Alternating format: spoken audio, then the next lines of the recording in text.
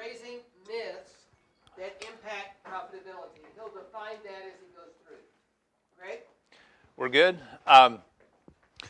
So let me preface this by saying I also attended this grazing school, and I don't remember which year it was, probably somewhere around 2012, I'm guessing, so probably about a decade ago in a year. One thing that I learned over the years after I took that grazing school and even before is that sometimes you can try to do things too well, if that makes sense. In other words, sometimes we see something that's being taught and we try to do it exactly, and sometimes you don't really have to do it exactly. So a lot of what I'm going to be presenting here kind of is in that realm, not necessarily all of it. But that said, hopefully this will be useful here. All right, and I put it in the context of myths. So first one, grazing myth, is this one right here. So hopefully picture will kind of help you understand what I'm getting at. But how many people here have heard or maybe think that you need to move cattle every day? No one here believes it? So good, we can skip this one. But a lot of people try to do that from my experience, and whether they go to grazing school, they read the Stockman Grass Farm or something like that, and they are in the impression that we need to move cattle every day or maybe twice a day. And I'm not saying that there are not benefits from doing that, and there are probably a lot of situations where that makes sense, but what I want you to get to think about is what situations maybe make sense to do that, which situations don't. And so I'm going to try to get you to think about particularly how much labor you have in it. So the first thing I want to point out, though, is that just by doing very basic rotational grazing, you're going to get the bulk of the benefits from whether you move cattle once a week or if you move them every day. Again, it's not saying you're not going to get additional benefits by moving them every day, but just doing basic, good rotational grazing, you're already in the start of getting the bulk of those benefits. Some really good research was done decades ago, probably 50 years ago now, by Roy Blazer at Virginia Tech. But basically, what he did is he basically took a farm, half it kept it continuous grazing, the other half they just implemented a really simple 3-paddock system. So again, real simple, just one paddock moving the next to the next. So they probably were on week or 10-day rotations, I'm guessing. And what they basically found is they got the bulk of those benefits just simply dividing it into 3, because I think what they end up doing a few years later is dividing it further and farther. So they found the bulk of the benefits occurred just by simply going from continuous to rotational grazing. Again, it's not saying you shouldn't do more than that, but just be aware that you'll get a good chunk of the benefits just by simply making that change. So what I want you to think about now is, so we could go from, let's say we're moving once a week or maybe twice a week.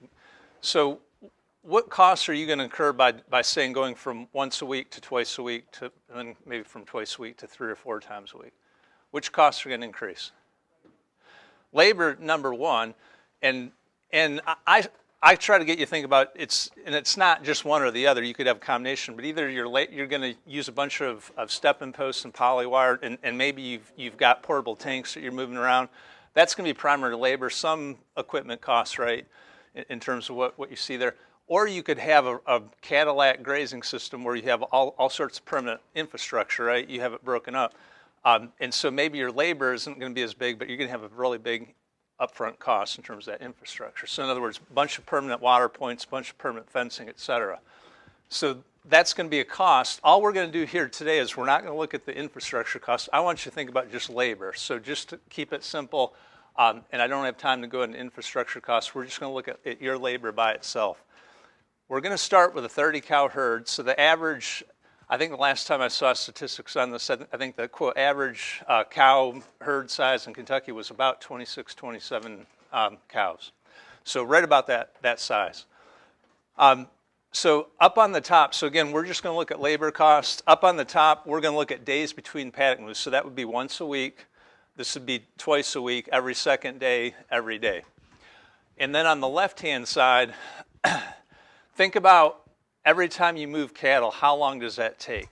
And I don't mean once you start putting out the polywire. That means when you put your boots on at the house and when you take them off at the house, right?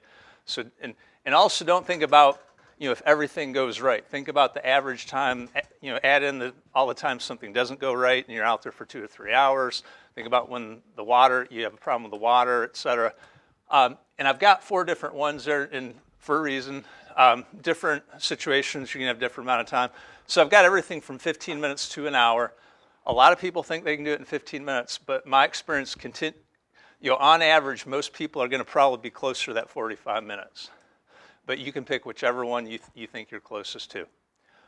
All right, so let me walk you through this real quick. So let's say we're moving once a week, every 7 days. Let's assume we're going to fix the 45 minutes to start with. If you, on average, have 45-minute moves and you're moving once a week for 30 cows, your average cost, and that's cost per cow, per move or per day, is 13 cents per cow per day, average out. So let me give you context to that, because probably that means nothing to you. And I haven't changed the labor rates. Probably now I should bump that up to probably $20.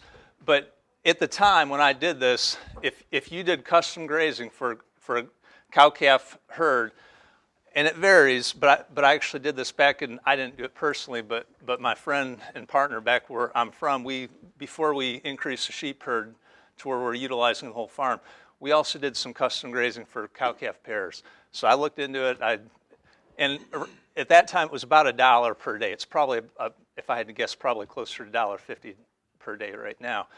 But at the time, in other words, I would get, for every day I had a cow on that farm, about $1. So in other words, if we had 13 cents in labor out of $1 I'm getting back, that's probably reasonable, right? But if I had 90 cents in labor and all I'm getting is $1, is that reasonable? Probably not. In other words, there are no other costs other than labor that's included in that right now. So keep that in context. So if we go from moving once a week to twice a week, that goes up to 18 cents a day. If we go every 2 days, 26 cents. And if we go every day, 45 cents. So again, I haven't updated the numbers, but at the time, the 45 cents would be equivalent to about, if I got about $1 per day for the value of that grazing day. So that probably isn't, in other words, every day 45 cents is about half the value of what I was getting without any of my other costs included.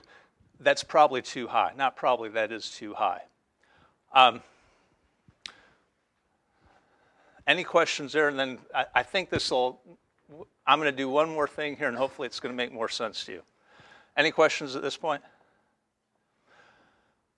All right, so let me just give some very broad recommendations. We'll come back to this later on, but I'm going to argue for an average size cow herd, 30 cow herd, you don't have to move them every day. Twice a week is probably fine in relation to what you're getting back in terms of your end product. In other words, what kind of revenue you're getting. So there's a benefit from going from twice a week to every second day or once a day, but you've got to balance that in terms of versus the costs. And so just very generally, without going into real specifics, because this would be an hour-long presentation by itself if I went into specifics, for a 30 cow herd, probably twice a week is plenty. Now that's during the grazing season. So I want you to think about this. So if you're moving cattle in June, let's say late May or June, generally, in the middle of the grazing season, you have plenty of forage, right? In other words, if you're moving them more often and you're getting additional grazing days by doing that in May or June, are you really getting much back? Probably not. So in other words, this would be during the grazing season. And so right now we're kind of in the grazing season, but you all that were at the farm yesterday, did it look like there's a lot of production going on with this drought? So in other words, right now I wouldn't call it the base grazing season. I would say we're getting into the situation where we are either feeding hay or we're grazing. So in other words, is extra grazing day right now worth more than it was in say, May or June? Yes. So in other words, I'm making a distinction here during the base grazing season, probably twice a week is fine, but once we get to the point where our other alternative, if we're not grazing, we're feeding hay, the value you're getting by getting extra grazing day is a lot higher, right? It's probably not $1, it's probably closer to $2. So you can afford to move them more often at that point because the value of getting that extra grazing day is worth a whole lot more. So instead of twice a week, probably every couple days. Does that make sense? And we'll come back to this. This is a very broad generalization. And obviously, if you can move them in every 15 minutes rather than 45 minutes, you could probably afford to move them every day. And you can look at that table and make your own decision. What I want you to show, or really the bigger point I want to make is right here. So what I'm going to do now is change the herd size. So instead of, before we had 30 cows in the herd, we're going We're going to fix this at 45 minutes, and we're going to change the herd size. Over here is going to stay the same, so from once a day to once a week. So you already saw the first one, so there's 30. You already saw this row, 13, 18, 26, 45. What I'm going to do now is show you what that same cost would be for a herd of 200 cows. So if we start at once a week, that's 2 cents per cow per day, 3 cents, 4, 7. Do you notice any changes there? Is there a little bit of cost difference, cost per cow per day? In fact, so if we're moving once a day, it was 45 cents per day. With the herd of 200 cows, it's only 7 cents per day. Does that seem reasonable if the value that we're getting is $1 and we can increase a few more grazing days? So do you all see the point I'm trying to make here? If you have a herd of 200 cattle, in fact, it's cheaper with a herd of 200 cattle to move every day versus a kind of a typical Kentucky herd once a week, right? You can do it more efficiently. So my main point right there is if you're watching a YouTube video of Greg Judy, the regenerative farmer, who is a great person. I've been to his farm, but Todd, he has what, probably about 300 or 400 head out there that he's moving. Can he afford to move them once a day? Can he afford to move them 2 or 3 times a day? We don't even have that, right? But if I did, that cost would probably be under 10 cents per cow per day. So be careful in terms of applying your operation to what you may see in that type of situation is the only point. Do your time, if you've got 200 cows, it takes more time. I'm just sitting here, it's it takes more time to get those 200 cows to move. I mean, you're not just opening a gate, you've got to get every cow through that gate. So my experience is if your farm is set up correctly, I can move 100 cattle as quick as I can move 10. If you're set up correctly. I mean, that's what my first thought was, but I'm thinking, okay, the cows, they come and yeah, instead of 45 minutes, it may be 50 or 55. And I could do that. I'm going to have 10 tables for you here, and you're going to be confused. But I mean, I agree with what But in general, yeah, and by the way, if that double in terms of time with 200, that's going to be what, 14 cents. My point is what? Be careful to apply what you see to your operation, particularly on labor. All right, so that was my main point there. Any other questions? That's a good one. Realistically, instead of 45, maybe 50, might be 55 minutes. It's not going to change the overall recommendation. All right, so let me give a few caveats here. So first one is, let's say you're moving twice a week, and you really think, well, maybe I should move them every second day or every day. If your next best alternative to moving cattle is sitting on a couch with a soda pop in one hand and watching, I don't know, pick your whatever program you want up there, and sitting there for 3 or 4 hours, by all means, go out and move the damn cattle, okay? You're going to be better off for it. So obviously, and seriously, I move my cattle more often than I should, just purely economic, because I actually do need more exercise. I do need to get out occasionally, an excuse to get out and do something outside. So I probably move them a little bit more than I should. Second one, this is one of my favorite farming couple in Missouri. They have a great farm in southwestern Missouri. But I actually wrote kind of an article kind of based on this, and he wrote back to me a week later and said, you know, Greg, I agree that you're saying, but there's one thing you might want to add, and that's kind of what I said about exercise and mental stress and so forth. If you are in the process of learning, which probably a lot of you are if you're attending the grazing school, the more often that you're out moving your cattle, the more you are going to learn. So in other words, that's another reason to possibly do that a little bit more than the strict economics would show. The more you're out there, the more you're going to learn. There's no question, especially when you're beginning.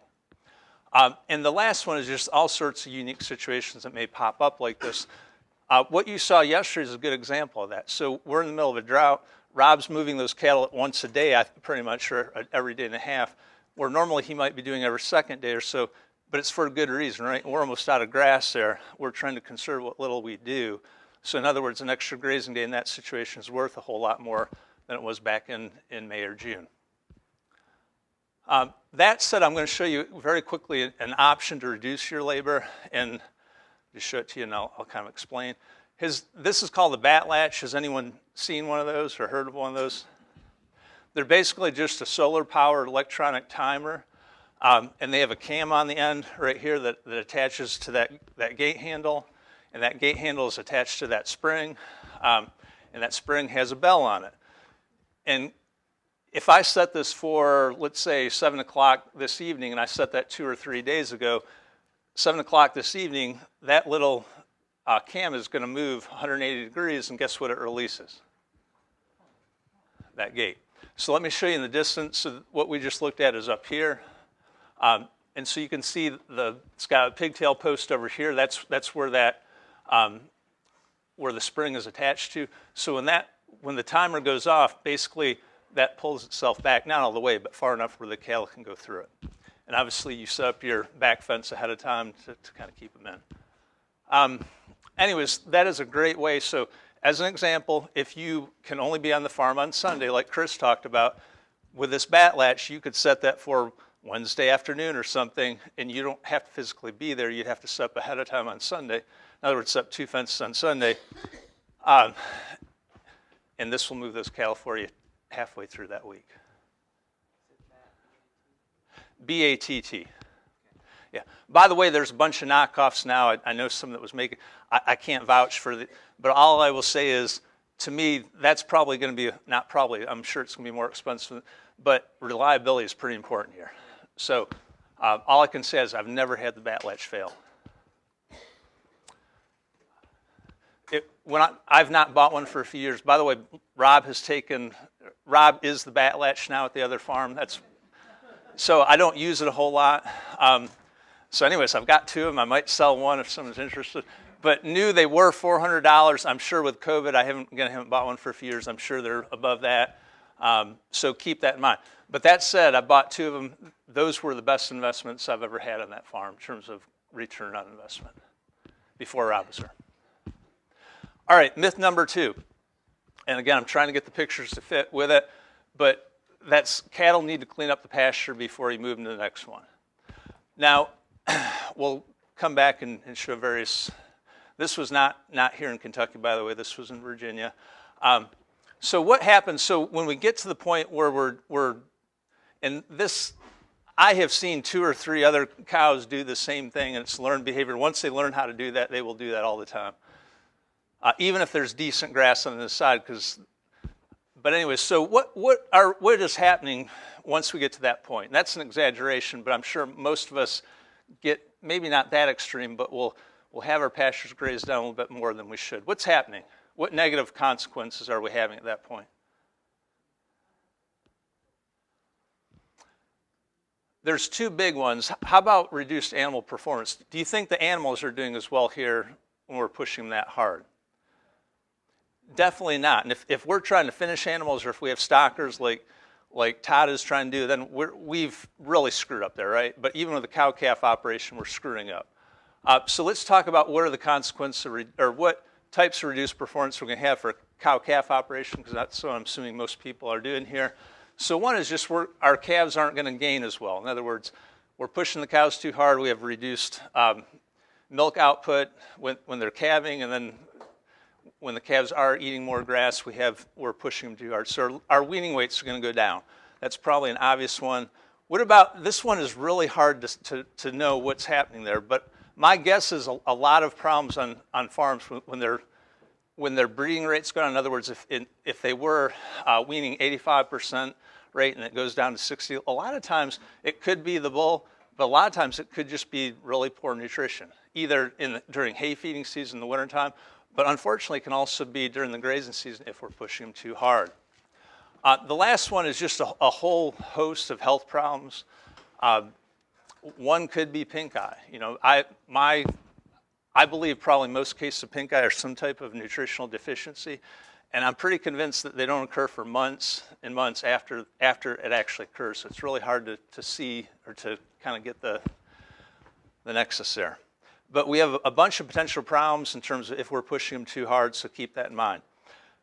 This picture was, I'll tell you, or I'll show you when it was, and I'll argue this is probably the worst time to be doing this. So that was April 25th. This was a few years ago. So you can see we're getting really good growth on this pasture, and you can see how hard they hit it there. So if that was late fall and we're pushing them that hard, there's a benefit. I'm not going to say I want you to do that, but in late fall, that would be more excusable because the benefit we're getting in late fall is what? If we get a few more grazing days out of that pasture in late fall, it means we don't have to do what? Feed a couple more days. So in other words, there would be a benefit there. I still wouldn't want the pasture to look like that, but that's April 25th. Is there a benefit there from pushing them hard? Folks, we're going to have more pasture than we know what to do with in the next few weeks in central Kentucky. And by doing that, not only are we reducing animal performance, we're getting essentially no benefit in terms of extra grazing days, right? So that is kind of the worst time to do it, so don't do it there. So animal performance is one side. What is the other side? So we're hurting the animals by doing that, but what else are we going to hurt in that process? The pasture, right? And so let's look at that. This is work that was done in Missouri a couple decades ago. I'll just try to summarize on it, but basically we're going to look at, on average, if you leave 2 inches of residue, 4 inches, 6 inches, or 8 inches, what is that going to affect the regrowth of that pasture over, and this was over 3 years. I talked to Jim Garish about this. So we'll show you just 4 inches and 6. This is the regrowth of the pasture averaged over the entire grazing season. And don't worry about 10, 20, 30, 40.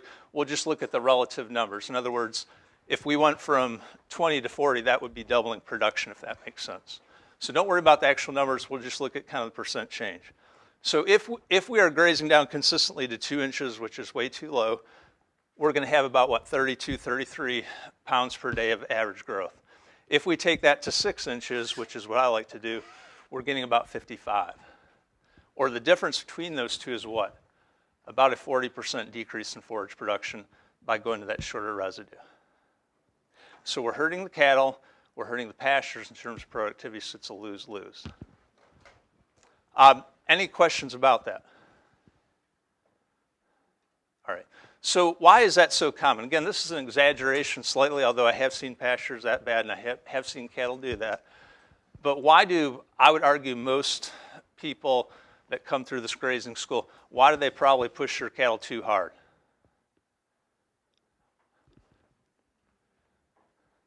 Say it again.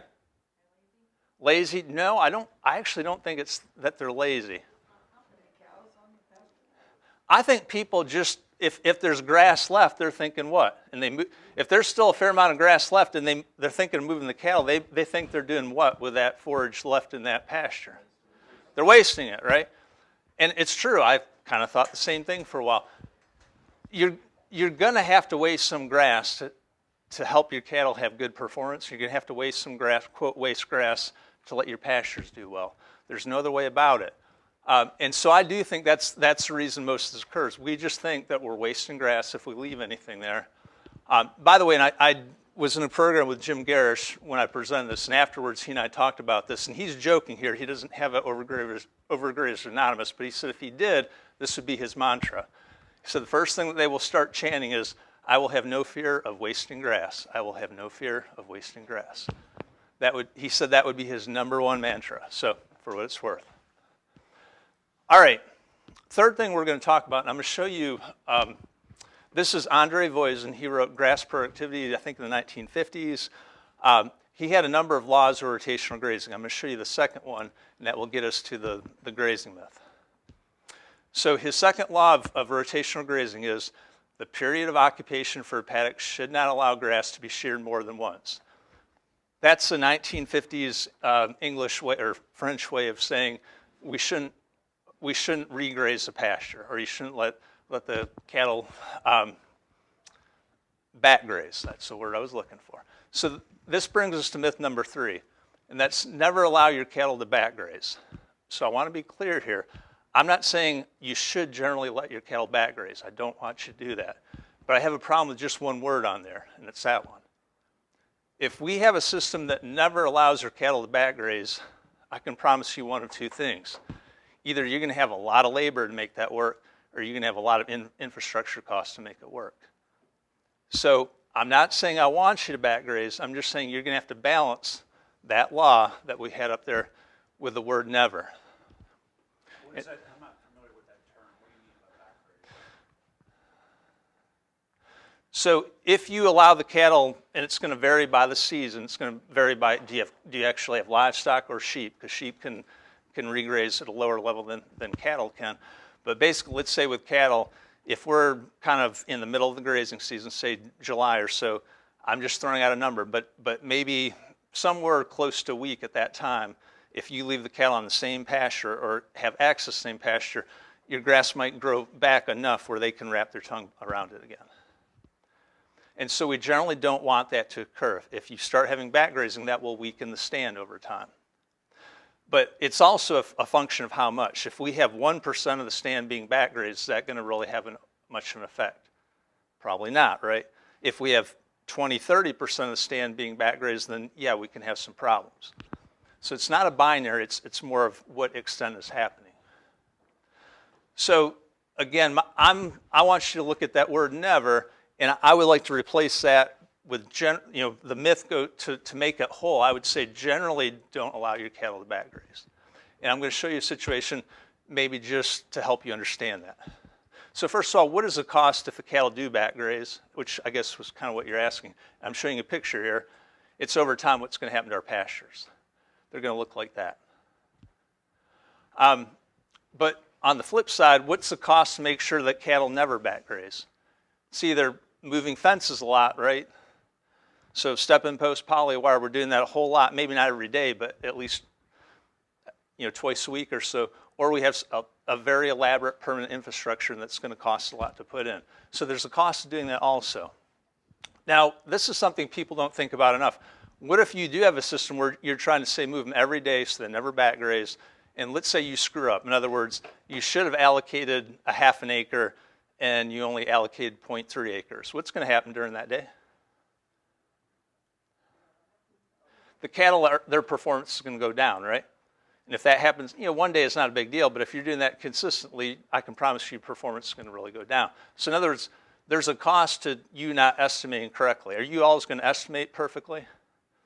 And I promise you, if you spend an hour every move with your grazing stick and you take 20 points, you're still going to screw up. It's something you're going to learn over time. So I'm going to show you, this is not the farm that we were at yesterday. This is another farm. I'm just going to show you a way that you can potentially not have perfect infrastructure and still get by being careful. So forget about this watering point. We're just going to concentrate on this one right here. The dotted lines are basically what I call semi-permanent fencing. They're just one wire, poly wire with step-in posts that are there for the grazing season. All right, so we're going to start here, and cattle are going to get, essentially they're going to move outward from here using this water point. So they're going to start here where this shade is, and they're going to gradually move out.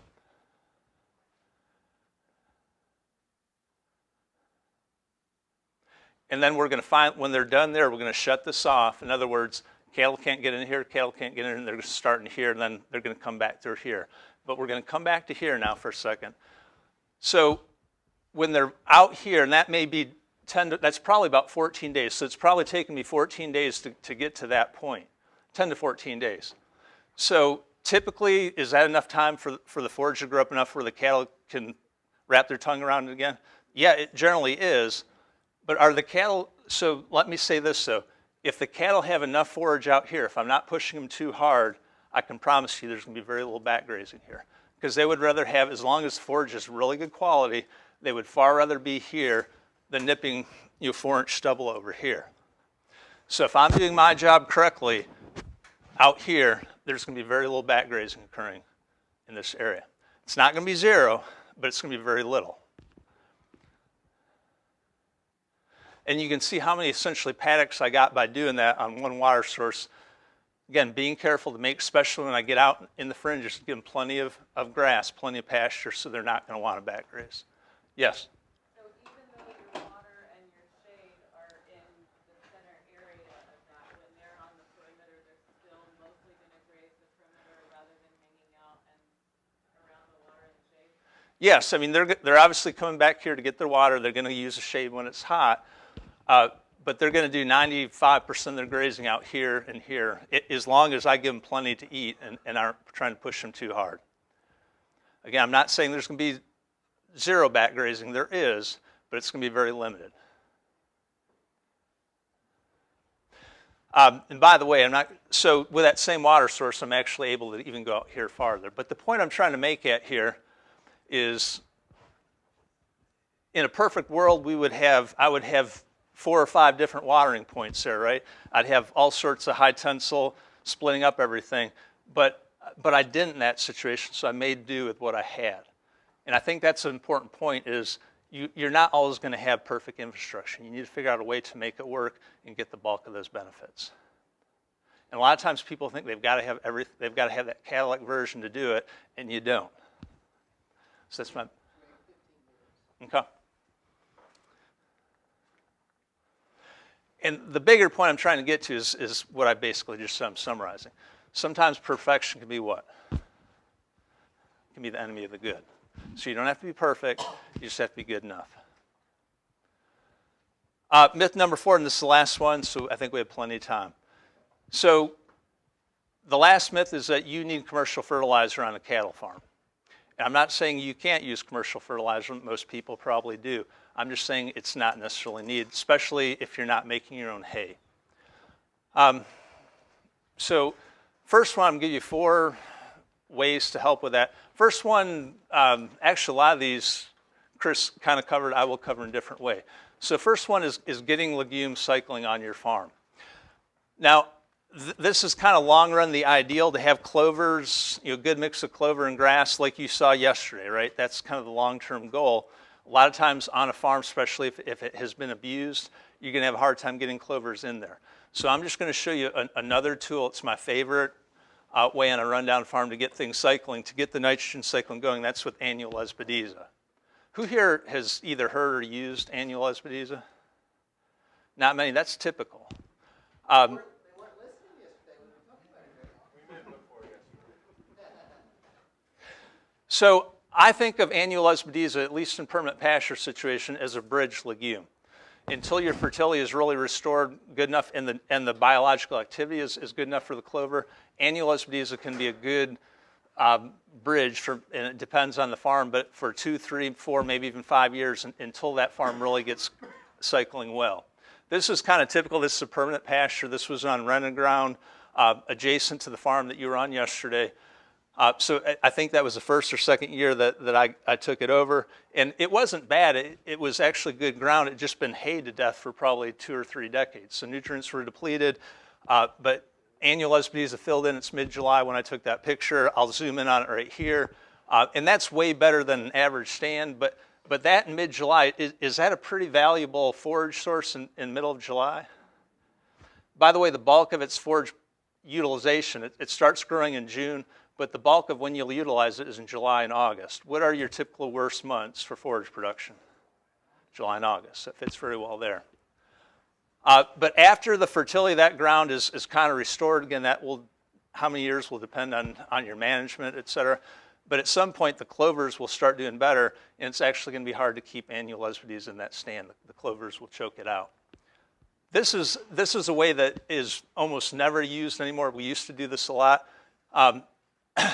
And actually, Todd talked about going back on row crop ground, right? This is my favorite forage on if you're taking something out of row crops, which this was 33 acres of row crop ground, and they seeded as an experiment in annual Lesbedeza. And so this is early July when I took this picture. So a few weeds, but does that look like a pretty good take?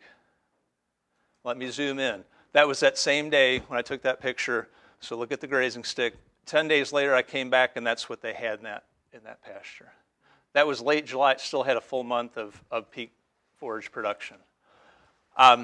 So it's also a good tool in kind of an annual situation. So if you're thinking about killing a pasture and going back to replanting, which again, I agree with Chris, it's kind of last scenario, you may want to do this for a few years before you go back to perennial pasture, because you can do that. Once you kill out everything, this will do very good. It's like a row crop ground. You can put in for 2 or 3 years, and over time, the perennials will fill in. When are you saying then to put that in the ground? Annual Lesbedeza? So my experience is you do not want to seed it until mid-March. Because if you seed it in February and you get a week or even 4 or 5 days where it's warm, like it gets up in the 50s, it will germinate. and it has no frost resistance. So you think about how often do you have second half of March or early April where you don't have a hard frost? It's pretty rare, right? So a couple times out of 5 years, 2 years, you can seed it in mid-February, and you'll get by with it. It probably won't germinate until late March or something. But 1 or 2 years out of 5, it will completely kill that standoff. And I've learned that the hard way, getting down on my hands and knees and reseeding. So I would not seed it until late March. Let me skip through this. Okay, who has heard of bale grazing? Good. Every year when I do this, it's more and more people. I think 4 or 5 years ago, I didn't have anyone raise their hand. So I've been bale grazing, I think it's 13 years now. I've worked with a couple of people here in this room on doing it. This is how I've been wintering cattle again for 13 years, and I would never go back to anything else. This was the first cow-calf farm I worked with after I did it for about 4 years and figured out how to make it work here in Kentucky. So look at this picture here. The next picture I'm going to show you, and this is a 2 or 3 slide presentation or summary of bale grazing. Look at this picture. The next picture is on the same farm. It wasn't this exact spot, because when I came back, it was about 3 or 4 weeks later. It was over to the left just a little bit. But look at the bales and look at the results. Does that look like pretty good nutrient distribution? Todd, I would argue almost as good as if I enrolled that hay. With a big advantage of they put all that hay out at one time. They never had a tractor on that farm the rest of that winter time. So what would the fertilizer value be here? It depends on if it was 2 years ago, if it was this year. Are we valuing just NP and K? Or are we valuing calcium, magnesium, et cetera? A big question mark there. What about the biological value of that? So if you're spreading commercial fertilizer, what kind of biology do you get with that fertilizer? 0, right? In fact, I would argue it's acidified. It probably harms the biology to a certain degree. When I'm feeding hay out there, I'm not only getting NP and K, some of the micronutrients, et cetera, I'm getting organic matter, right? That organic matter in terms of hay waste and the dung is feeding that soil biology. So think of that as kind of like a cover crop for a grain farmer. We're putting out some potentially valuable biological feed for our microorganisms in that pasture. So next spring, when all that biology wakes up, guess what they have there? They have a feast, right? And they're going to take off. Again, this summary, if you are interested in a full presentation, next week, October 5th and 6th, I'm going to be helping Purdue do a series of presentations. So Madison, Indiana is right across the line, I think roughly between Cincinnati and Louisville. And then Du Bois, Indiana is kind of south central Indiana, if you're interested. The other thing you can do, again, because you'll probably have a bunch of questions on this, we do have a great YouTube site. So if you go to Kentucky Forage's YouTube, there's a search function here. If you put my name, just type in my last name like that, and I'll have a few different ones, but the bale grazing presentation will pop up if you want more information there. All right, the next one, and let me give you a preamble here. So you all see what's going on here. I'm mowing something, right? Does it look like good forage I'm mowing? They're weeds, so this is a few years ago. That's common ragweed mostly. I'm mowing it down. One thing I've found is if you have an early summer drought, common ragweed does very good. It has a deep taproot, it takes off, it gets competitive advantage over all the good forages, and you can have a mess. And that was on ex-row crop ground, which I do have annual lesbides in there, so it's even worse because the soil structure is all messed up. But that's the prelude to it. So let me read, and I don't read a lot of things verbatim here. So the destruction of a pest is the evasion of rather than the solution of all agricultural problems. This is a quote by Sir Albert Howard in a book he wrote in the late 1940s. What does he mean by that? The destruction of a pest is and the key is the evasion of rather than the solution of. What does he mean by that? Avoiding or postponing the problem. Yeah, you're avoiding. In other words, I can go out and spray that, and I'm not saying you should never spray anything. I did row crops. I stopped doing it a couple years ago, but every year I sprayed a lot more than I ever cared to admit. So there's a time to do that. I will say on permanent pasture, I've never had to spray, but I did it for 10 or 12 years with the row crops. So I'm not saying you should never spray, but if you do, especially on pasture, you're going to kill the weed, but are you going to know what the problem was? Probably not. You might, but most people that spray don't really, they don't take the time to understand why that weed was there or those weeds. Again, the case with the ragweed, it's because we had a bad early summer drought. This is on reclaimed cropland that the soil structure still is very platy. There's a reason that that ragweed did very well there. And if you don't understand that, and if you don't change your management, you can spray that, but if you don't change your management to long run, take care of the problem, that ragweed will come back, or whatever the weed was. It will end up coming back if you don't change your management. So you need to understand why it's doing that. Now that said, I will argue this ragweed is a great source of what? Nutrients and biology. In other words, there is annual Lesbedeza down here. When I mow that off, I'm providing what? I'm providing food for the biology, and gradually it's going to release its NP and K. But I would say the biological value of that ragweed is hard to quantify, but I know it's important. My best clover stand I ever had was a year after I had ragweed that looked just like that. And I mowed it about the same time of year. The next year the clover was I've never had clover as good, red clover as good as that. By the way, I would say maybe all agricultural problems are strong, but I would change that to most agricultural problems. So you use weeds to feed the soil. That's part of how I rebuild the farm. And if you're interested in learning more about using weeds to rebuild, this is one of the best books I've ever seen on pasture management. Newman Turner, he's from England, so a lot of the specifics can't be applied to Kentucky, but generally the systems can. All right, so what I'm going to do next is simply a few slides on the transformation of farm. So the farm you saw yesterday, I've been managing for 15 years now. This one I've been managing for 3. This is going on my 4th year. So I took it over in the wintertime. I started bale grazing. It's late February. It was a leap year. That's why we have 29 years. This farm was hayed in late June. Nothing was done to it afterwards. Now, it was a dry summer, but look at the growth there. Does that look like there's much fertility or forage production going on? It was about as bad as I could ever imagine. So that's where I'm starting from. And more history here. So the farm for the last 25 years or so has been hayed continuously. The base pastures, there's crop ground up on the top that had been cropped. So it would get, every spring, it would get about 100 units of nitrogen, urea, but that's all it pretty much got every year. So it had a good initial growth in the spring with the urea, but then had poor production. So I bale grazed through the whole farm first winter. This is early May 3rd the next year. So look at the grazing stick. Early May, should you be able to see much on that grazing stick? So this was not grazed yet. This had not been touched. So on the other farm that you looked at, if there was a paddock that I hadn't grazed yet, I could almost guarantee you couldn't see 12 inches on it. In other words, does it look like there's much pasture production here? It's about as bad as I could imagine. May 6th, the reason I'm showing this, I was still feeding hay on May 6th on that farm that first spring. That was the last bale I fed. So probably around May 9th, I was done feeding hay. Here's early June. I'm just going to show you a few pictures the first year. Look at all the weeds. July 6th, that would have made good pollinator habitat had I applied to NRCS for equip share. July 16th. So one thing, they've got their noses down now. So the one thing that saved me on that farm is the whole farm went into annual Lesbedeza, including the crop ground. I would say that 2/3 of my forage production the first year was from annual Lesbedeza. And pretty much 1/3 weed and 1% grass.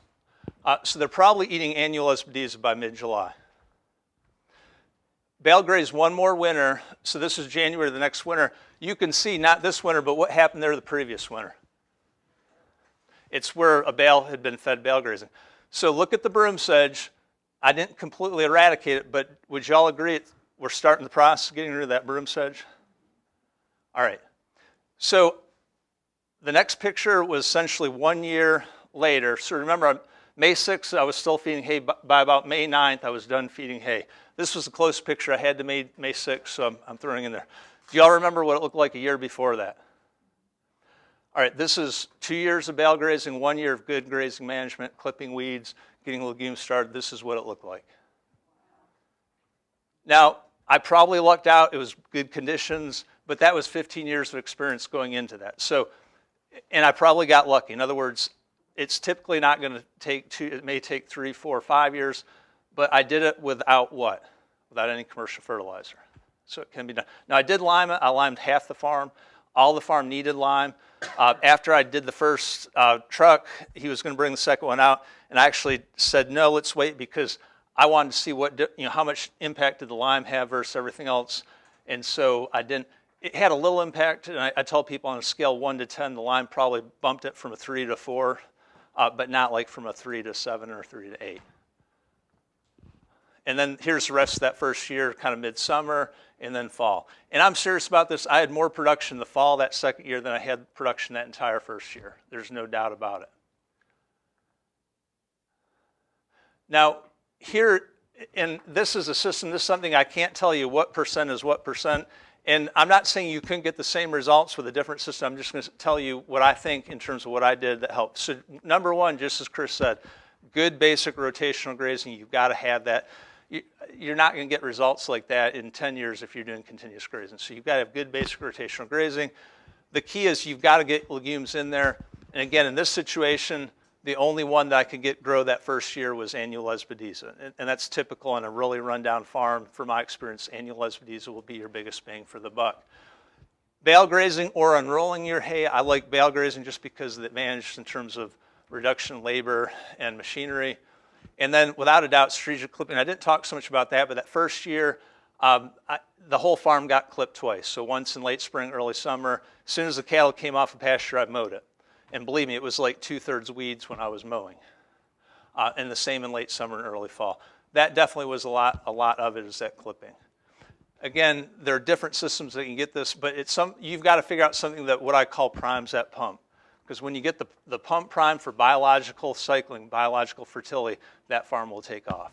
And I got lucky. It only took 1 year. It's typically going to take longer than that. This is the farm that you were on. We were in that front section. This was in the seat, the butt area if you're sitting down. That is late or mid-January, probably 4 or 5 years ago. But typically on an average year with average rainfall, half the farm in mid-January is going to look kind of like that. But that would have been after 10 years of really good management and really good nutrient cycling, without any nitrogen applications there. And that gets us to the last one. Long-term, your best fertility is what I'm going to show you here. That's organic matter. We sampled that this spring rain. I think it was 5.6% organic matter in this pasture. Once you get above that 4.5, you get close to 5, you're not going to have to apply any commercial nitrogen.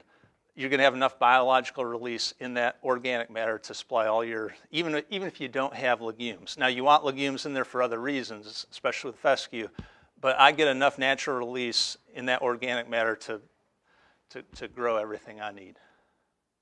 By the way, once you get to that point, it's really hard to screw it up. You really have to try to mess up that pasture once you get it to that level. Can be done, but you've got to try hard.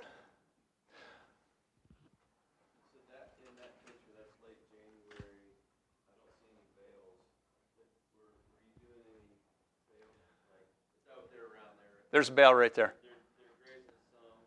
Yep.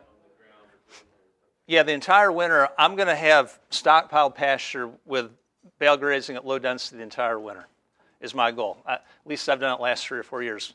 We have such poor production this year, I may not get through it.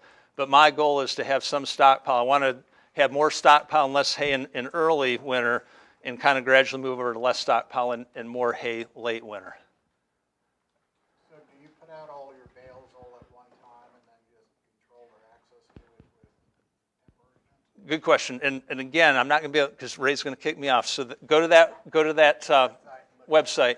But the answer is you don't have to do it at one time, but I like to set out at least 1/3 of my hay at a time. If you're doing it, just there are efficiencies in setting out hay. If you set out one load, you have all the kind of setup costs, getting the tractor ready, getting tires inflated, et cetera. You want to be there when it's dry or frozen, preferably dry. So you could set it all up in the fall if you wanted to. And I have farms that have done that. We did that 1 year. We don't typically now because we buy all our hay, so it's easy. I can't get it all in one day.